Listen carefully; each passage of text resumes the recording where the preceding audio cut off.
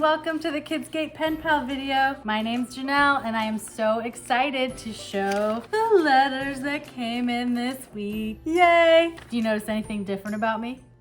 I'm wearing a hat. What's great about hats is they can protect you from the sun, and they also cover a pair that has not been washed. So let's jump right into it. If you'd like to participate in this program, all you have to do is write a letter to this address here. Or if you don't want to write a letter to that address, you can send me a picture to this email here. If you want to include your mailing address, I will mail you a response. Last week, I wanted to know a fish story from the Bible. So I asked everybody to write me a letter, draw me a picture of a fish story from the Bible. So let me show you the first one I got. This one is from Zeke.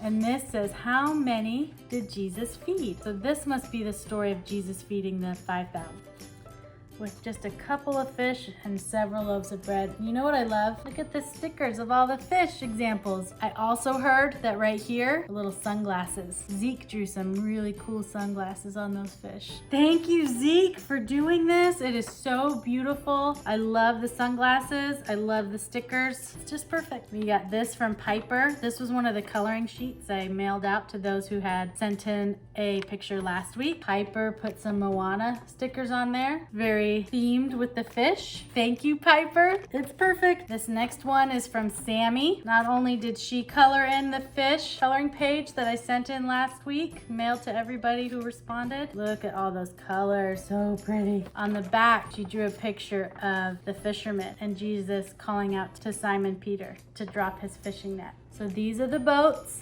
And then this is the fish in the net, and all this blue, I think, is the water. Thank you, Sammy. Look at that. 2 pictures in one. I love it. The last one I'm going to show you today is from Alexis. She did almost like a little comic strip. Look at all the detail, you guys. I mean, come on. So Peter and his friends found no fish, and they're all on the boat, and it says, nope, no fish. Aww. Jesus then told them there were fish on the other side of the boat. And this is Jesus on the shore, and he's saying, on the other side. Look at their response. Score! They were doubtful at first, but they still tried. Hey, that's a great lesson, to still try even when you're doubtful.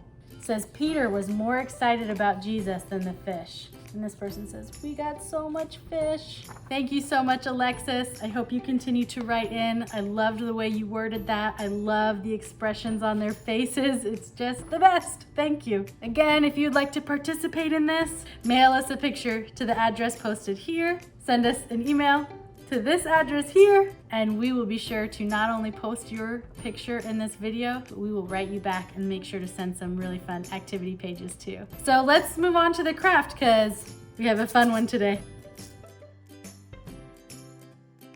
Today we're gonna make an iSpy bottle. You've probably seen these around. They sell them at stores, but they're super easy and fun to make. And you can probably make them with supplies you already have in your house or supplies you can get next time you're at the grocery store. Okay, it's time for me to call in an assistant. Sammy, are you ready? Yeah! To make this craft, you need a clear, empty container. We found a Powerade bottle that we were able to use. You could use a water bottle, clear jar, Tupperware container. Yeah, really anything. So the first step in making this is assemble your supplies. You're gonna need rice. Rice?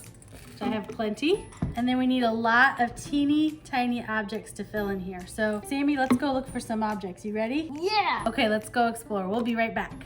We're back! Found our objects. Let's show them what we got. We just looked around our house and looked for small things that we knew would fit in here. Found a pen cap. We cut a little bit off of a sponge.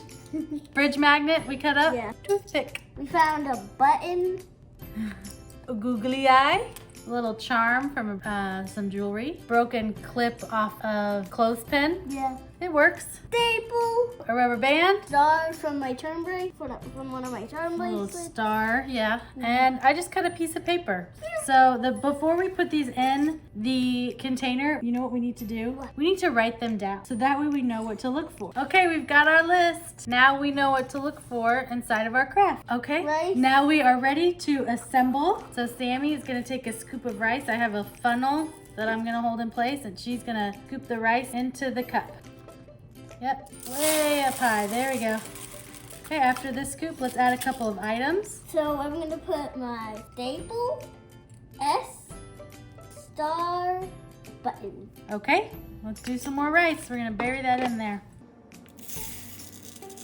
Go ahead and put the rest of it in there. So now they're all inside the rest of the pieces, and we're gonna cover it with rice. So we're gonna go till it's most of the way filled. You want a little bit of gap so that way when you shake it around, the items will move around. So it's not all the way to the top, but it's a little bit below. Let's put the lid on. You have the option to glue the lid on. You could super glue it, you could hot glue it, you could use regular glue and let it dry. You can be like me and do nothing. This is on really tight. Let's shake it up. Well, I think this turned out pretty cool. Yeah, I do too. All right, well, thank you for helping me today. I'll see you next time. Bye. Working on this craft has me thinking. Just because I can't see the items, does that mean they disappear? Or are they still there even when I can't see them? I think they're still there even when I can't see them. Some of the items are smaller than other ones, and they take a little bit longer to find. So I have to twist this sometimes to look for it. I have to shake it. But then eventually they show up. Sometimes it feels like that with God. Sometimes he feels easy to find. Sometimes God feels like he's hard to find. And I wonder if he's there even when I can't see him. In Matthew 28:20, Jesus says, "And behold, I am with you always to the end of the age." That's one of the things I love about God, is that he is with us no matter what. Even when he feels hard to find, I can remember that verse and remember that Jesus is always here. He's always with me. And I kind of love that about Jesus. So what I want to know in the next letter is something that you love about God. Is it that he's always with you? Is it something else? I think that there are a lot of lovable things about God. So I'm really excited to see the different answers that come in this week. All right, see you next time. Bye.